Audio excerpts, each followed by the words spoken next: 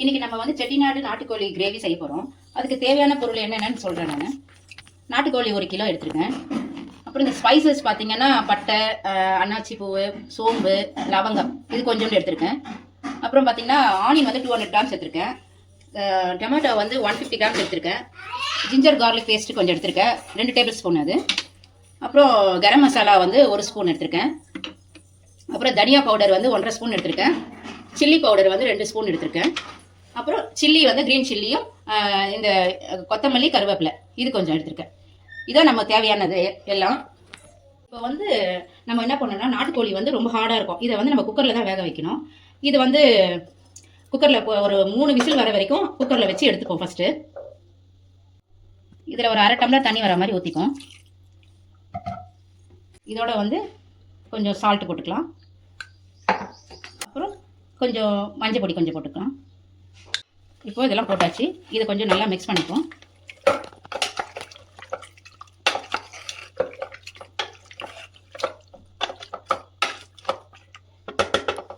குக்கரை வந்து நம்ம குக்கரில் வைக்கலாம். இப்போ வந்து குக்கர் வச்சாச்சு. பிறகுதான் நம்ம வந்து விசில் போடணும். அதுக்குள்ளே போடக்கூடாது. ஆன் பண்ணிடலாம். 3 விசில் வந்த உடனே ஒரு 10 நிமிஷம் அப்படியே நம்ம வைக்கணும். சரிங்களா? ஏர் வந்துடுச்சுங்க. இப்போ வந்து இந்த விசில் போட்டுருவோம். இப்போ பார்த்தீங்கன்னா நம்ம வந்து நாட்டுக்கோழி, மட்டன் இது மாதிரிலாம் நம்ம செய்யும் போது இந்த மாதிரி சட்டியில் நம்ம செஞ்சோம் அப்படின்னா, மண்பானை சட்டியில் கூடுதலாக கொஞ்சம் வந்து ருசி அதிகமாக இருக்கும் உடம்புக்கு. இப்போ வந்து இந்த நாட்டுக்கோழி பொறுத்த வரைக்கும் நம்ம நல்லெண்ணெயில் தான் செய்யணும். அது ரொம்ப நல்லாயிருக்கும். ஒரு கரண்டி அளவு வந்து நல்லெண்ணெய் நான் ஊற்ற போகிறேன் இன்னைக்கு. ஒரு கரண்டி சைஸ் நல்லெண்ணெய். இப்போ எண்ணெய் கொஞ்சம் சூடாயிடுச்சு. இப்போ வந்து இந்த ஸ்பைசஸ்லாம் இருக்குங்களா, அதை நம்ம போட்டுருவோம். போட்டுட்டு கொஞ்சம் பொரியணும் அது. அப்புறம் இந்த சில்லிலாம் போட்டுருவோம். வச்சிருந்த சில்லிலாம் போட்டுருவோம்.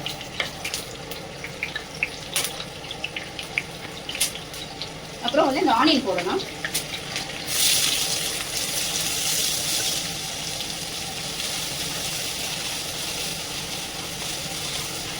நல்லா வதக்கி விடணும். ஒரு 2 நிமிஷம் வதங்கணும்.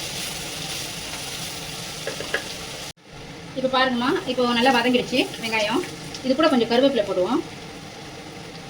கொஞ்சம் வதங்கின பிறகு தான் போடணும்.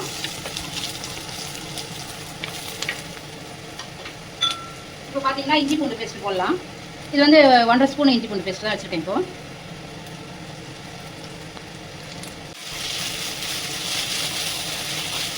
நல்லா வதக்கி விடணும். நல்லா வதக்க அந்த பச்சை ஸ்மெல் போகணும். அது வரைக்கும் கொஞ்சம் நல்லா வதக்கி விடணும். வதங்கிடுச்சு நல்லா. இப்போ வந்து தக்காளி போட போகிறோம். 150 கிராம்ஸ் தக்காளி.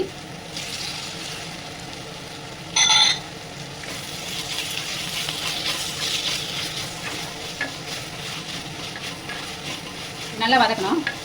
கொஞ்சம் நல்லா வதங்கிட்ட பிறகு நம்ம வந்து மசாலா ஐட்டம்லாம் வந்து நம்ம இதில் போடலாம். இப்போ பார்த்தீங்கன்னா தக்காளி போட்டோம், நல்லா வதங்கிடுச்சு. இப்போ நம்ம அந்த நாட்டுக்கோழி எடுத்து வேக வச்சுருந்தோம் இல்லைங்களா, அதை இப்போ நம்ம வந்து குக்கரில் எடுக்கணும்.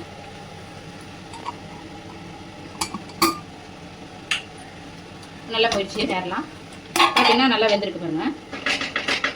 பார்த்தீங்கன்னா உங்களுக்கு தெரியும் வெந்தது பாருங்கள். தொட்டு பார்த்தாவே தெரியும் நல்லா வெந்திருக்கு. 2 ஸ்பூன் போடணும். தனியா 1.5 ஸ்பூன் போடணும்.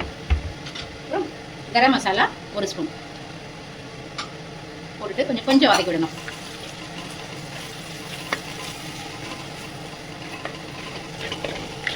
இந்த பச்சை வாசனை போகணும். அதுக்காக இந்த மசாலாலாம் கொஞ்சம் வதக்கி விடணும்.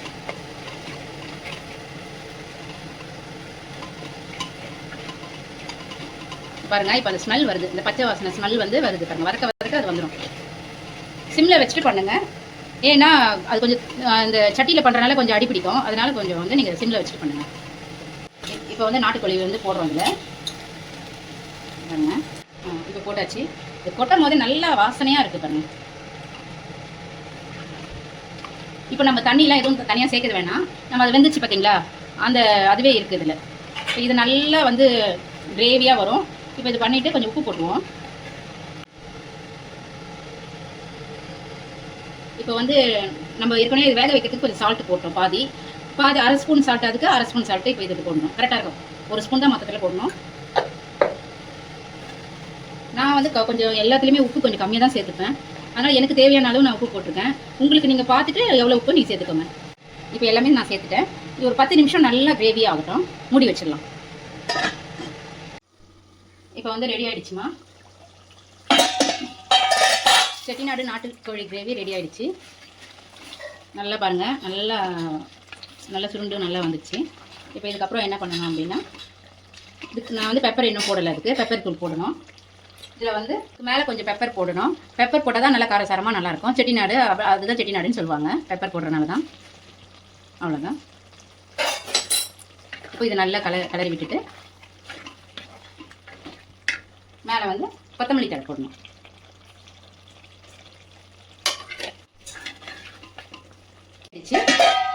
இப்போ ஆஃப் பண்ணிடலாம். இப்போ இது எதோடலாம் வச்சு நம்ம சாப்பிடலாம் அப்படின்னு பார்த்தீங்கன்னா, சாம்பார் சாதத்தோடு சாப்பிடலாம், சப்பாத்தியோட செட் ஆகும். ஸோ இந்த மாதிரிலாம் சாப்பிட்லாம்.